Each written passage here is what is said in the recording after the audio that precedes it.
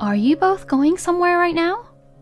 When I said this, the two looked at me while they smirked, as if they had been waiting for me to ask them that question. "We are gonna go travel. My mom and I are going to Guam now." "Excuse me?" "Well then, take care of Dad, okay? Bye!" As my husband Matthew said this, he grinned, and Matthew and his mother walked out with their suitcases.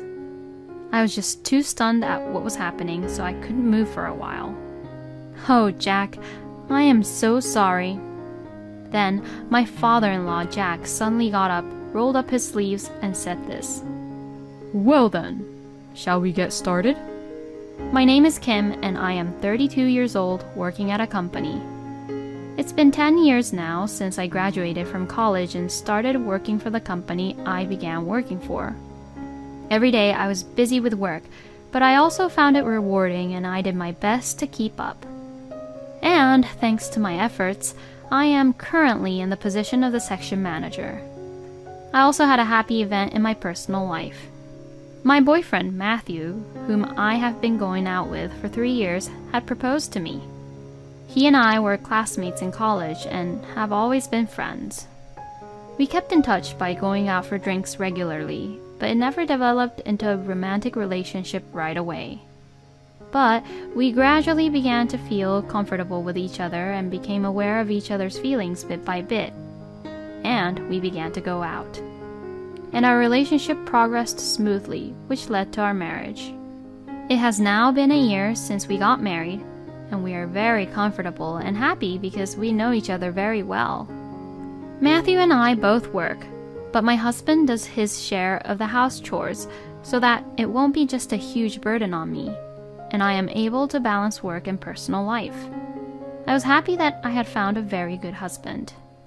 My husband also told me that he was very happy to have married the woman he loved, and I thought we would be able to live a happy married life for a long time. But then, something unexpected happened. When I came home from work, my husband had not returned home yet.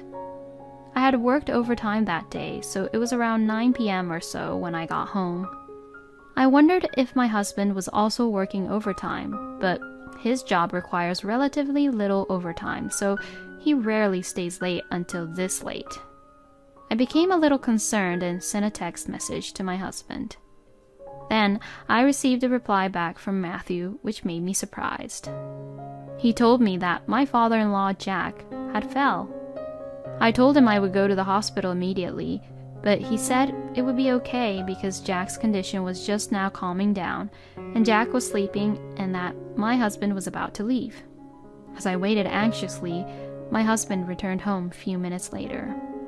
When I asked him about the details, he told me that Jack had fallen down the stairs at home and hit his head hard. He then passed out and was rushed to the hospital. He had a concussion and was in a dangerous condition at one point, but as of now, it seems like the injury is not life-threatening. But my husband did not look happy. Is there something else? "Well, it seems that he injured his spinal cord when he fell down, and he's going to have some after effects because of that." What? "It seems like he'll probably need nursing care after he gets out of the hospital." Oh no. Hearing this, I felt sorry for Jack. It must be hard for him to be in such a situation, even though he had just recently retired. "So, I was thinking a little bit about something. I'm thinking of moving in with my mom and dad." Huh? "I'm worried about Mom being on her own. I think that she'll also feel safer if we are around. So that's why I want to live with them." Like that, my husband had asked me to live with his parents. It would certainly be difficult for my mother-in-law, Lucy, to take care of Jack, who can't move freely on his own now. After some consideration, I decided to agree with Matthew to live with his parents. When my husband contacted Lucy about what we decided, she seemed pleased as well. So we moved into my parents-in-law's house and started living together. "Oh, Lucy, it's great to see you. We'll be in your care." "It's great to see you too, and welcome in." After greeting Lucy, I went to Jack's room. Jack was lying on his bed with only his face turned toward me. "Oh, Jack, are you okay?" Welcome, Kim. And I'm okay. I'm sorry to make you worried.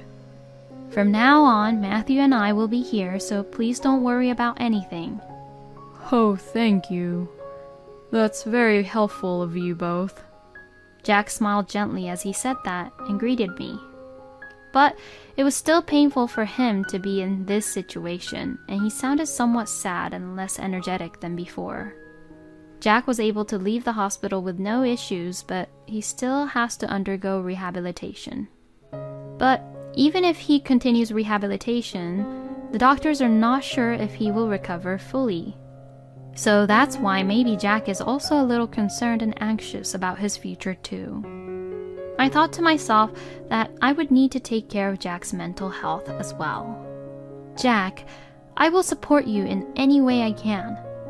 If you have any problems or any concerns and worries, please feel free to talk to me anytime." When I said this, Jack replied in a slightly more cheerful voice than before, saying, Thank you. That's really reassuring. When I returned from Jack's room to the living room, Lucy called out to me. "Oh, Kim, what are you doing?" "Excuse me? Oh, I was saying hello to Jack." "Oh, stop being so lazy. Get on with the cleaning." "Huh?" Lucy said so as she glared at me with a scary face. I was so startled that I froze. Then Lucy looked at me and got angry again. "What are you doing being lazy? You're so slow at everything. Hurry up and move around." So then I quickly started to clean up my parents-in-law's house. I didn't even have the time to unpack the things I had brought with me. I had no idea that Lucy was such a scary person. I thought she had been kind to me when she greeted me on our wedding day. But the moment we started living together, she changed her attitude like this. After that, Lucy kept on ordering me and telling me what to do. Cleaning the shower room, the bathtub, and the toilet was a must. She made me do everything from cleaning the room to cooking as well. And Lucy complained to me every time I was cooking.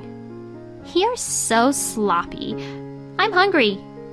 Goodness gracious, did Matthew have to always eat meals like this? Oh, poor Matthew. I couldn't concentrate on cooking because Lucy was always complaining about it non-stop. And when the cooking was finished and everyone was seated at the table, Lucy acted as if she had cooked them all by herself. "Oh, I am so sorry to make you wait, Matthew. Eat a lot, okay? There's seconds too if you want them, honey." Thank you, Mom.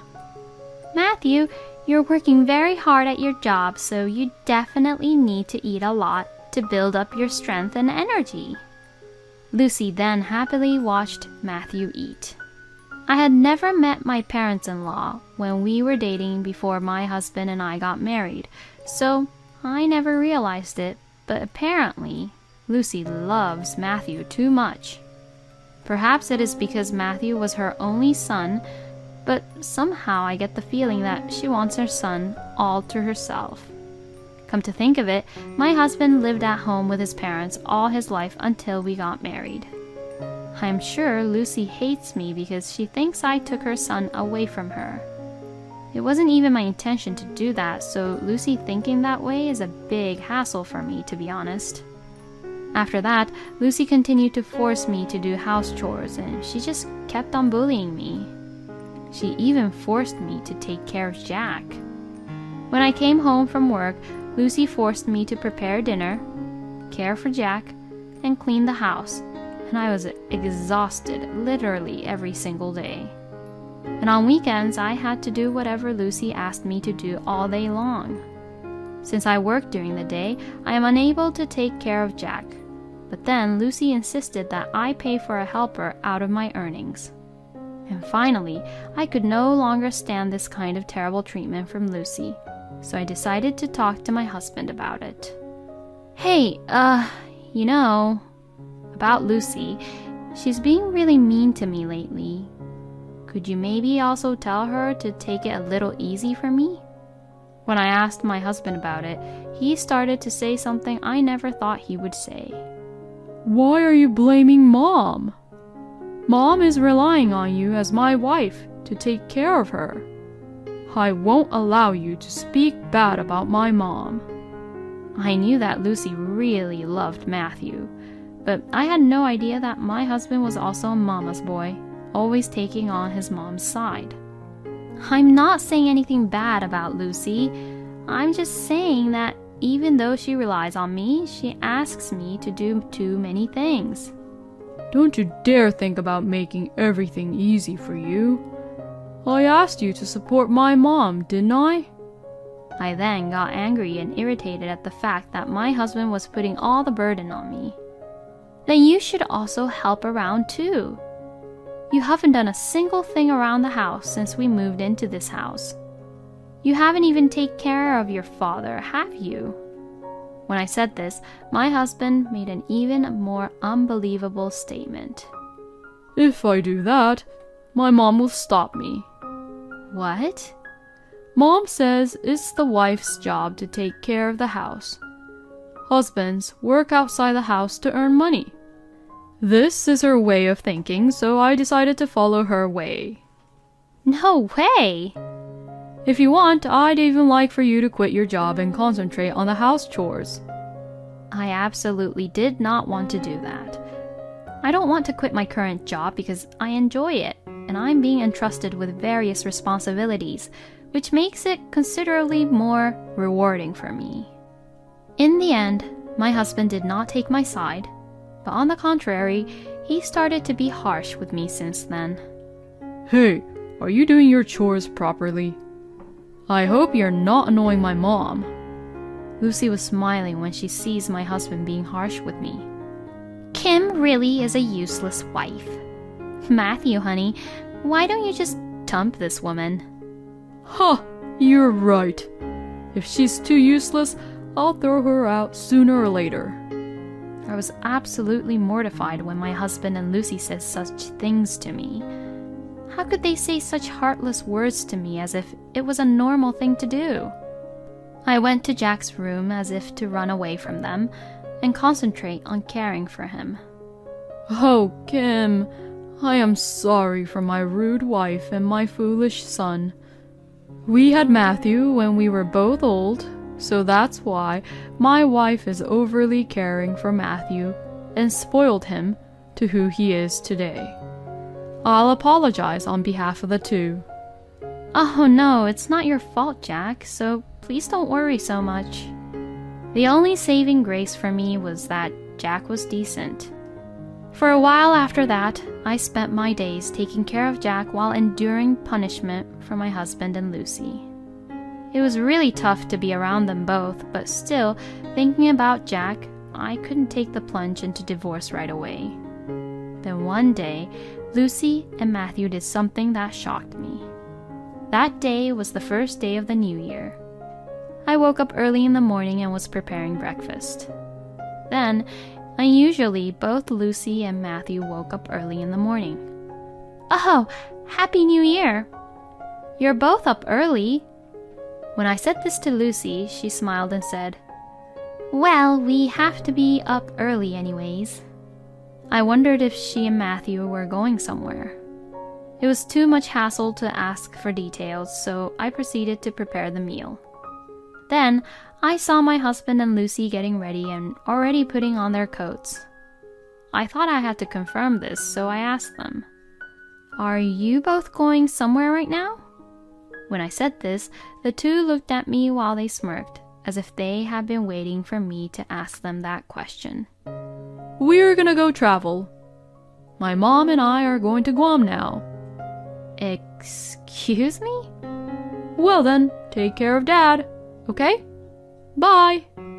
As my husband Matthew said this, he grinned, and Matthew and his mother walked out with their suitcases. I was just too stunned at what was happening, so I couldn't move for a while. I never thought that they would leave me and Jack early into the new year and even go on a trip with just the two of them. That was just unacceptable. Maybe them leaving was good because it'll be a perfect timing for me. I still have a lot of preparations to do, but I just can't take it anymore. I immediately headed to Jack's room. Oh, Jack, I am so sorry. I have something I need to talk to you about. When I talked to Jack, he looked at me and began to say this. Do you want to divorce Matthew? What? How did you know this? I can tell by the look on your face that you've just had enough, Kim. Don't you worry about me. You go on with your life. Oh, Jack. Anywho, where is Matthew and Lucy? Did they go somewhere out? Well, it looks like they went traveling to Guam. Hearing this, Jack was stunned to hear that the two of them had gone on a trip. Then, my father-in-law, Jack, suddenly got up, rolled up his sleeves, and said this. Well then, shall we get started? Huh? Jack, how can you get up like that? It's all thanks to the rehabilitation, you know. Just recently, I was able to get up on my own with just my upper body. I wanted to tell earlier, but Kim, you seem to be having a hard time, and even if I told Matthew and Lucy, they would probably complain that I shouldn't go to the hospital that much now that I can move a little.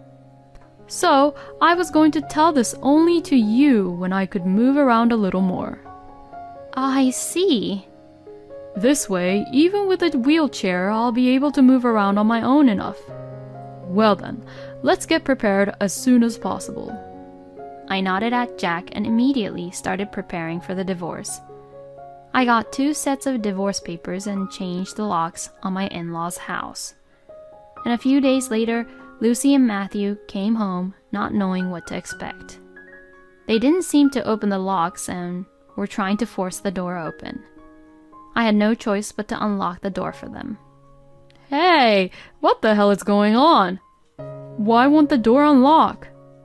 I calmly replied to my furious husband and Lucy. Well, that's because I changed the locks. I need to talk to you both, so come to the living room. With their faces turning red, I forced them to come to the living room. Oh, Dad? What? How are you able to move around in a wheelchair all by yourself? Jack just ignored them and told them to sit there. What the hell were you two thinking? You both just left Kim to do everything, and now you both just went on a trip. I can no longer tolerate both of your selfishness. I'm divorcing you, Lucy, and I'm cutting ties with you, Matthew. Both of you better leave this house instantly. When Jack said this, Lucy and Matthew were quite upset. Why must we get a divorce? Yeah, that's right. Cutting us off is just too much. Be quiet. You two got together and forced Kim to do all the housework and take care of me. And then you complained at her and treated her badly. I will never forgive you both for being that way to Kim. Lucy and Matthew both flinched at Jack's angry voice. So I took the opportunity and opened my mouth. Matthew, you are having an affair, aren't you? My husband looked nervous when I said that. Huh? What bullshit is that? The moment I became suspicious, I immediately had an investigator to check about you. And they took a lot of photos of you being friendly with a woman who's younger and who works at your company. According to what I heard, you're trying to dump me and bring the young woman into this house, huh? I'm not sure, but probably your mom there suggested that idea to you, didn't she? When I said that, both Lucy and Matthew turned completely pale. Most likely, my hypothesis was right on spot. Both of them were so upset after that they couldn't speak properly. Anyway, I'm divorcing you and moving out of this house. I'll definitely claim for alimony from your affair, Matthew, and I'll also claim compensation for the emotional distress I've suffered due to your abusive harassment from you, Lucy. Oh no. Lucy and Matthew were both speechless and slumped to the ground. After that, Jack and I successfully divorced our stupid partners. And I was able to get my ex-husband to pay me a hefty amount of alimony. My ex-husband remarried and was caught trying to use the mistress as a convenient housekeeper and was eventually abandoned by her as well. Because Matthew had an affair at work, word spread very quickly within the company, and apparently he is being treated very coldly by his colleagues. And plus, since he and I went to the same college, our mutual friends have also abandoned him, and he is now living alone paying off his debts. And Lucy, who was also abandoned by Jack, is now living a lonely and poor life alone in a small apartment while working part-time. Since Jack no longer needs to support Lucy, he is living alone at his house, using that money towards hiring a helper. Jack has been working hard on his rehabilitation since then, and at this rate, he may be able to walk with a cane bit by bit. I kept in touch regularly with Jack and sent him words of encouragement. In return, Jack has taught me how to behave like a manager at work, and we have a good relationship even though Matthew and I are divorced. I will use the advice Jack gave me and continue to work hard at my job. It was the right decision for Kim and Jack to cut off that mama's boy and that mother who was overly loving her son. I'm also glad that Kim had Jack, who is very decent compared to Matthew and Lucy. I hope Kim will continue to work hard, and this time I hope that she will meet a much better man for her. Thank you for watching until the end. Please subscribe to our channel. We hope to see you in our next video.